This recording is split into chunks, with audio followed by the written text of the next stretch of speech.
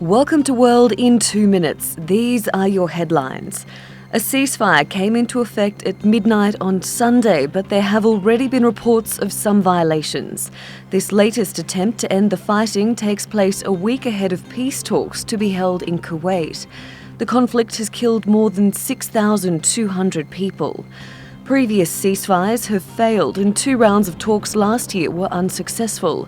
The Houthis are backed by Iran and have been in control of the capital, Sanaa, since September 2014. South Korean officials have announced that a military official from North Korea defected to Seoul last year. The unnamed officer had been a colonel in Pyongyang's intelligence agency. A South Korean military source says he's the highest-ranking military officer ever to defect. Even though nearly 30,000 people have escaped from the country since the end of the Korean War, it's rare that high-level people do. Macedonian police have fired tear gas, stun grenades and rubber-coated steel bullets to disperse asylum seekers at the border with Greece.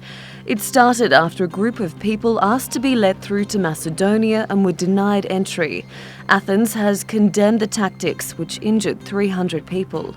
Macedonian police say that the asylum seekers had thrown stones at them and that Greek police had also used tear gas.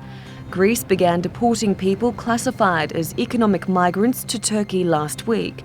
It's part of a deal between Ankara and the EU.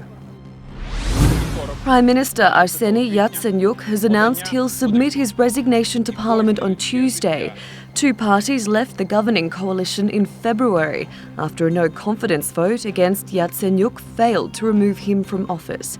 He says he's quitting now because politicians who want to get rid of him have been blinded, which has paralysed their will to bring about real changes in the country. Thanks for watching. TRTworld.com, Istanbul.